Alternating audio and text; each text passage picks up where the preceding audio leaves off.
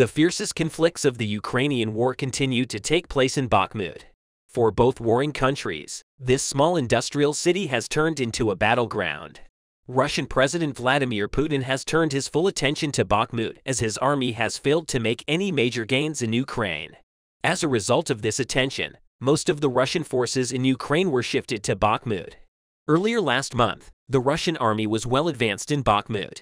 In fact, most Western experts and officials made statements implying that the Russian army had taken Bakhmut. But last week, the Russian forces in Bakhmut were completely blockaded as the Ukrainian army began to attack from the flanks of Bakhmut, and the subsequent Ukrainian artillery supported the attack from the heights of Bakhmut. But this is not enough for the Ukrainian army.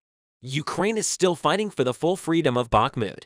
The commander of the ground forces of the Ukrainian Armed Forces, Colonel General Oleksandr Syrsky, said that the Ukrainian artillery units blew up a weapons and ammunition depot belonging to the Russian troops in Bakhmut with successful HIMARS shots.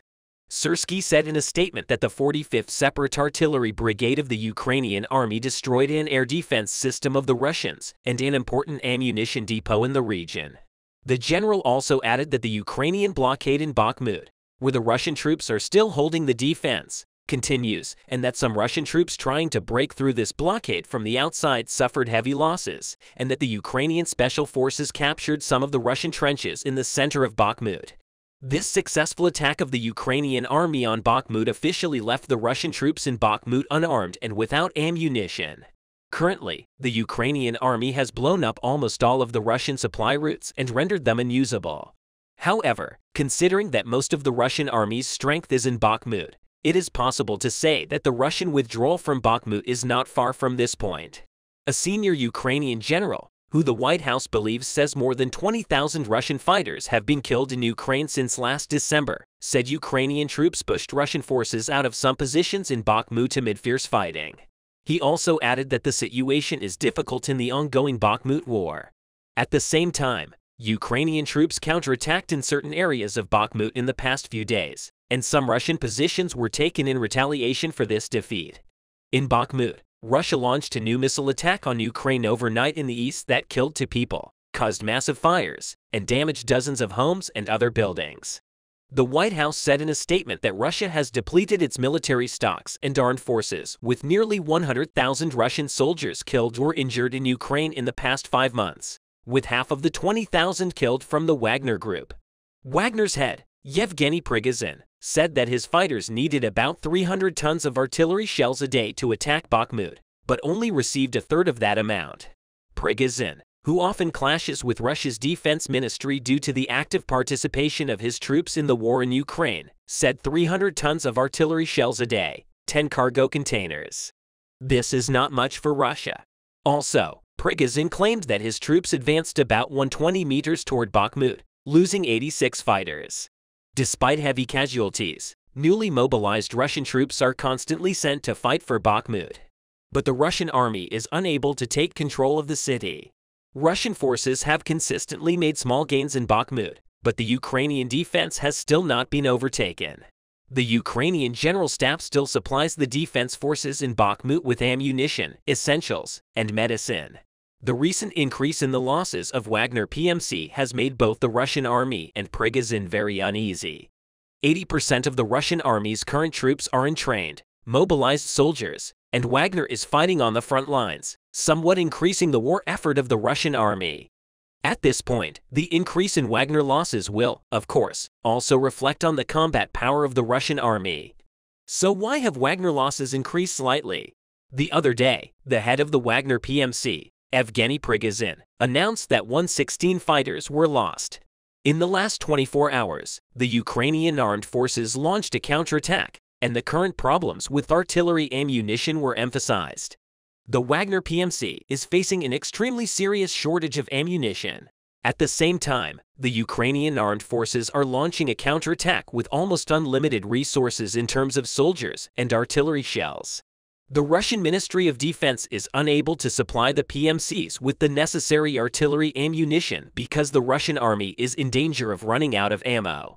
Prigozhin also expressed his concern at the indifference of the responsible authorities who ignored all requests from Wagner PMC and did not take any measures to solve this problem. The counterattack of the armed forces of Ukraine has begun. Their people and shells are unlimited. The Russian Ministry of Defense does not give us artillery ammunition. We have a few days reserve, and so far there has been no reaction from officials close to the military. They are ignoring questions from Wagner PMC. He said the situation in Bakhmut has turned into a stalemate for Russia.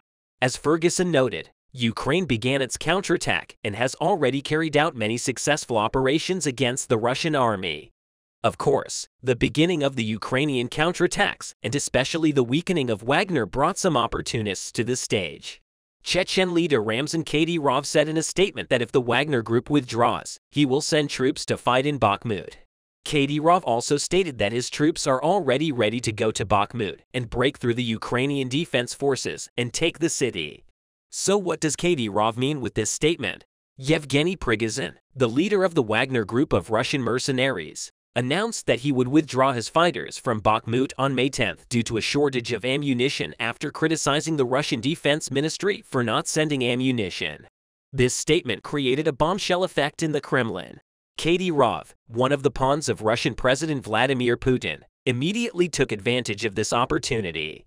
In a statement, Kadyrov lamented the unpleasant tension between Prigozhin and Russian Defense Minister Sergei Shoigu and Chief of Staff Valery Gerasimov. He said that it was doubly unpleasant that the Ministry of Defense did not meet with Prigozhin, as he deserves respect for the invaluable contribution he has made in the fight against the forces of Ukrainian President Vladimir Zelensky. Since the war with Russia, some experts say that Kadyrov's statement showed his willingness to please his master, Putin. Kadyrov said that Chechen troops fought alongside Wagner troops in the most difficult areas of Ukraine. But if Prigozhin and Wagner, whom he referred to as my brother, leave, then he and his army will step in to fill the vacuum in Bakhmut. But a question arises about the Chechen troops wanting to go to Bakhmut after Wagner leaves.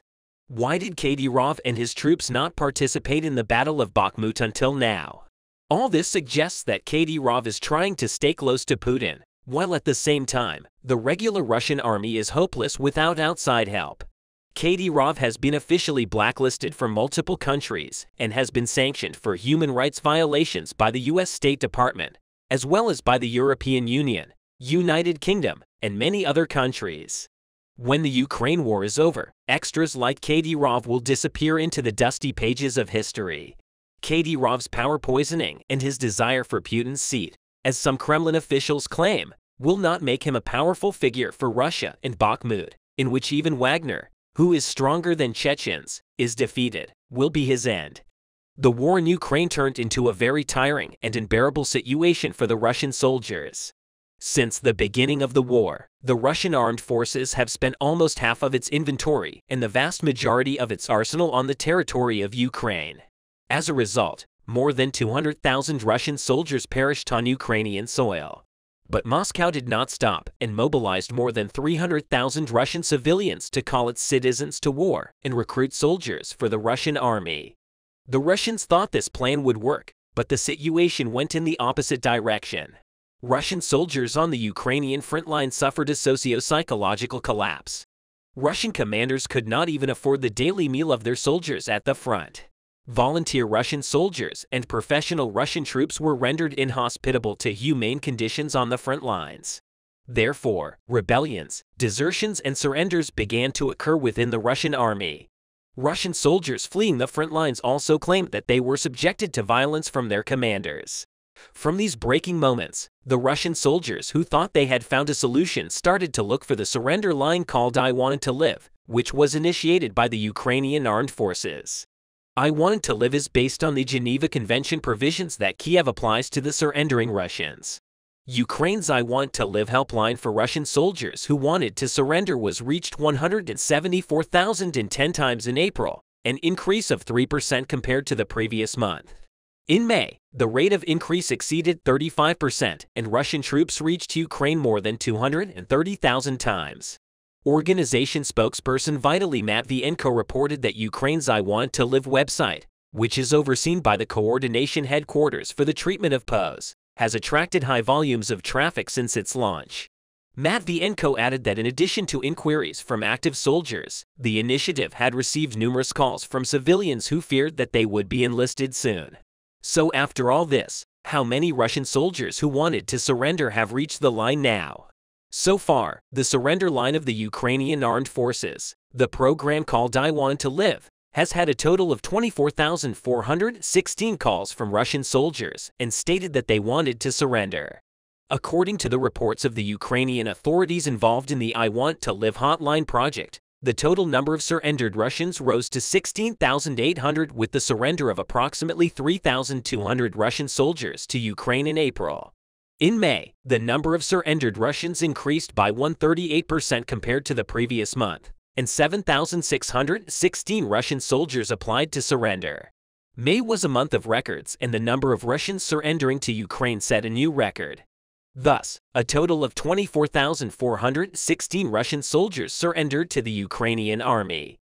So how are the Russian soldiers who want to surrender identified as safe, and how does the process work? Russian soldiers provide personal data through a chat bot on the encrypted messaging app Telegram. This is information that Ukrainian authorities use to identify those who are serious about capitulating. According to the organizers, the I Want to Live chatbot has attracted nearly 10,000 people with its hotline. For security reasons, Ukrainian authorities refuse to disclose how many surrenders were made through the program. But hotline operators are making field calls around the clock from Russians who will be mobilized soon, are in the middle of deployment, or are already on the battlefield. Russian soldiers who call the I Want to Live helpline can be tense or fortified, defensive or remorseful, or ostentatiously emotional. Sometimes all of this can happen in a single conversation. This is quite normal because the Russian soldiers were also psychologically affected by this war.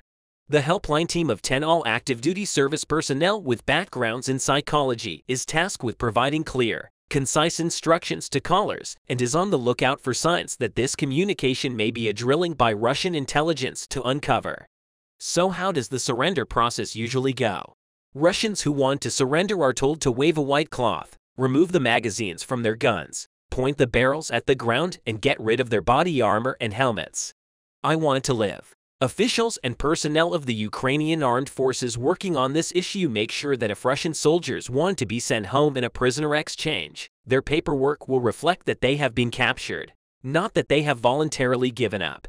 After getting in touch with their own phones, aspiring Russians were encouraged to stay in touch using a non-smartphone button burner phone. Thus, Russian soldiers who wanted to surrender could not be tracked as they were guided by a Ukrainian operator and in some cases a drone. What is life like for a Russian soldier? Is it love for the motherland, coercion, or cash that drove them to their death in the Donbass mud? According to a survey of Russian posts under Ukrainian control, more than 50% of soldiers in the Russian army said that they were compelled to fight in Ukraine to improve their livelihoods. Ukrainian military intelligence spokesman Andrei Yusov said that the war in Ukraine was not Russian patriotism, but trust in propaganda or even love for Vladimir Putin. Russian soldiers in Ukraine had to fight only with their desire for life stability. In fact, the answer to these questions was answered by a soldier named Ruslan, a former prison officer in one of Russia's brutal penal colonies. Ruslan stated that he was mobilized in September with 300,000 citizens. Speaking to the soldier detained in Ukraine, Russian human rights defender Vladimir Osetkin said that the choice for Ruslan is prison or war. Osetkin, who lives under permanent police protection in France, came under criticism from Ukrainians after he helped a former Wagner mercenary, Andrei Medvedev, escape to safety in Norway. But this time, Vladimir Osetkin contacted Ruslan, revealing the stunning, tragic situation of the Russian army on the territory of Ukraine and explaining why Russian soldiers are looking for the surrender line called I Want to Live. Giving an example from Ruslan, Osetkin reported that the Wagner forces also forced the Russian soldiers to fight. Ruslan was one of these soldiers faced with death on the front line. Ruslan considered the freedom offered by the surrender line. I Want to Live and surrendered to a Ukrainian army drone. So what advantages do the Ukrainians provide for the surrender of the Russian soldiers? Ukraine developed new strategies and displayed remarkable creativity to persuade Russian soldiers to surrender. Konstantin Melnikov, a war correspondent who is often on the front lines, noted that the Ukrainian military designs its own unique advertising campaigns. Melnikov explained that Ukrainian troops printed special leaflets, loaded them into shells, and fired them into Russian-occupied territory with a Grad rocket launcher. The leaflets in Russian say that the Russians should surrender voluntarily, and they give accurate statistics of the Ukrainian General Staff on Russian casualties. Russian soldiers who deliver a tank can receive a payment of $10,000. This is a very serious privilege for Russian soldiers beside the helpline called I Want to Live. There is another institution that guides Russian soldiers who want to surrender. Founded by Grigory Sverdlin, a former St. Petersburg activist, the organization Go by the Forest helps unwilling Russian men who have left the country to go off-grid or avoid conscription.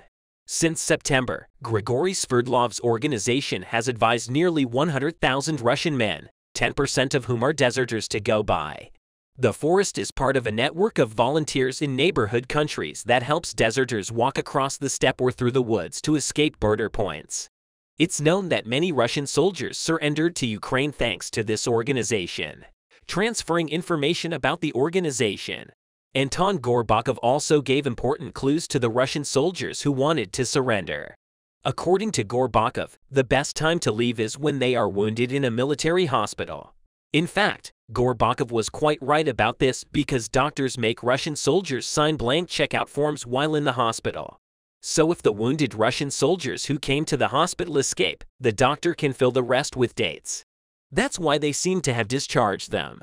So the responsibility will fall on the military unit, not on the doctors. In other words, the Russians will have gained their freedom and they will be freed from responsibility. Analysts predict that more and more Russians will surrender, noting that unlike Russia, Ukraine complies with the Geneva Conventions when it comes to respecting the rights of prisoners of war. In the city of Kharkov, with the support of Germany, the Ukrainian army achieved an incredible success. The Russian army was repulsed with great damage in Kharkov. The Russian troops pursued by Leopard 2 tanks caused the headquarters to be blown up. The Russian army, attacking with their far from modern tanks, is doomed to lose once again. Putin's threats are no longer working.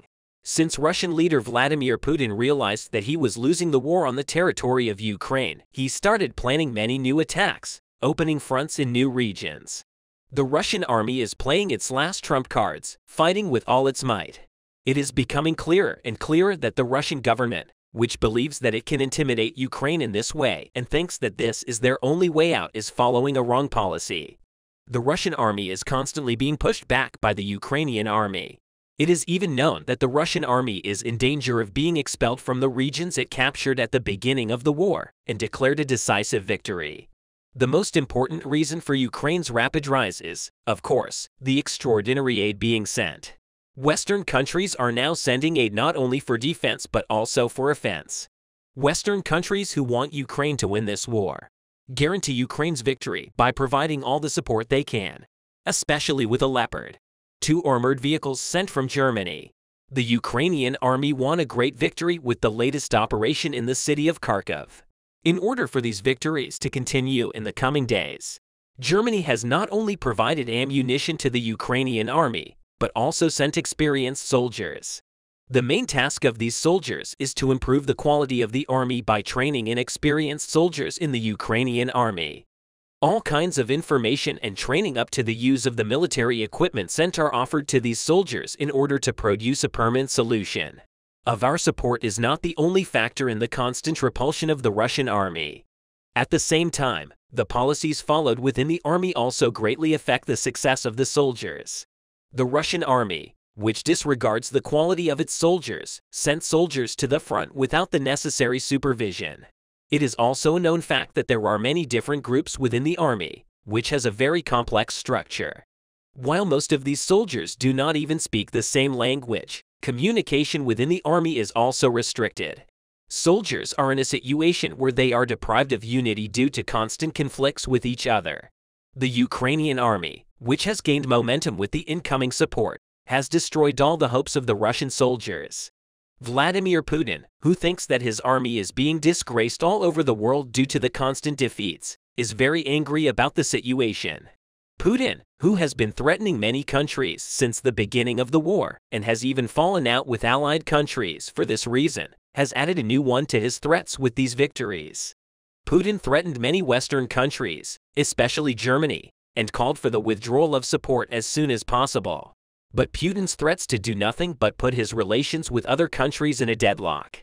World leaders who are furious with Putin are making greater efforts and sending greater support to help Ukraine win this war. Countries that are at the beginning of the war offered only enough support to defend their countries are now encouraging Ukraine to go on the offensive. The biggest reason for this is seen as Vladimir Putin's rhetoric and actions that would jeopardize world peace. It is also known that Putin, who is so opposed to the incoming support, has committed many war crimes. While countries that see the heroic struggle of the Ukrainian army offer their support to the army, Putin argues that it is wrong for these countries to send their support. But Vladimir Putin completely ignores his own war crimes in these reactions. Here are the details of the Ukrainian operation. The Ukrainian army had prepared a special headquarters in a special area in Kharkov for the training of the soldiers from Germany. However, after a while, there were some developments that interrupted these smoothly progressing trainings. The sophistication of the Ukrainian army's intelligence system has already been demonstrated in many operations with this intelligence system. Ukraine learned that the Russian army would organize an attack on the headquarters in Kharkov where the trainings were continuing. Upon learning of this, the Ukrainian army stopped all training and set up a defense plan that would surprise the Russian army. The Russian army thought that it was acting in a very secretive manner and that the Ukrainian troops in the region were not aware of this. For this reason, the Ukrainian army held an incredible trump card. But the Ukrainian army had very little equipment in this region. Defense systems were also minimal in the headquarters, which was created for training. Nevertheless, the heroic Ukrainian army waited for the Russian troops. As soon as the tanks of the Russian army became visible, the attacks began to rain down. It was also seen that the tanks of the Russian soldiers who rained bombs on Ukrainian army headquarters with their 90 armored vehicles were quite old. They were not even able to fire accurate shots from such a long distance and were constantly missing their targets. As the Russian army continued to bomb and advance, Ukrainian soldiers were stunned by a development. Ukrainian soldiers who thought that the Leopard 2 armored vehicles that Germany had shipped to Ukraine were distributed to different regions were shocked to see these tanks. Missiles were raining down from the Leopard 2s on the Russian army's 90 tanks. These new and very modern vehicles were hitting and blowing up all the vehicles they targeted. The very old 90 armored vehicles of the Russian troops were no match for Germany's Leopard 2s. The Russian soldiers had not even managed to damage these tanks. For this reason, the Russian soldiers who were ordered to stop the attacks began to withdraw rapidly from the area, but the German soldiers were aware of their strength and knew that the Russian troops had no chance against them with these vehicles in their hands. For this reason, the German tanks chasing the fleeing Russian soldiers also managed to reach the headquarters of the Russian army. The tanks opened fire on the headquarters of the Russian army and managed to destroy the headquarters. The fact that the Russian soldiers inside the headquarters did not take any measures because they were not aware of such a situation was one of the factors that allowed this attack to be 100% successful. Putin's anger, which has been defeated in this way for a long time, has been further reinforced with this incident. Putin, who made very harsh statements to the German government, argued that the developments were delivered against Russia. However, the German government did not accept these accusations of Russia and argued that this success belonged entirely to the Ukrainian army. The German government, which argued that there were Ukrainian soldiers in Leopard 2 armored vehicles, thus refuted Putin's statements. Putin is once again embarrassed or humiliated in front of the eyes of the whole world. One of the reasons why Russia has been so unsuccessful in its attacks is that they are waging a war that is far from modernity, with many countries cutting ties with Russia. Russia does not have access to their high-tech weapons. For this reason, they are trying to replace the lost equipment with makeshift weapons from the Soviet era. However, since this equipment cannot keep up with the technology in Ukraine's hands, Russian soldiers are constantly suffering casualties. Russia, which is known to be suffering from huge budget deficits, is also having difficulties in purchasing modern weapons. War analysts emphasize that if Putin does not get his army in order as soon as possible, the defeat for Russia is imminent.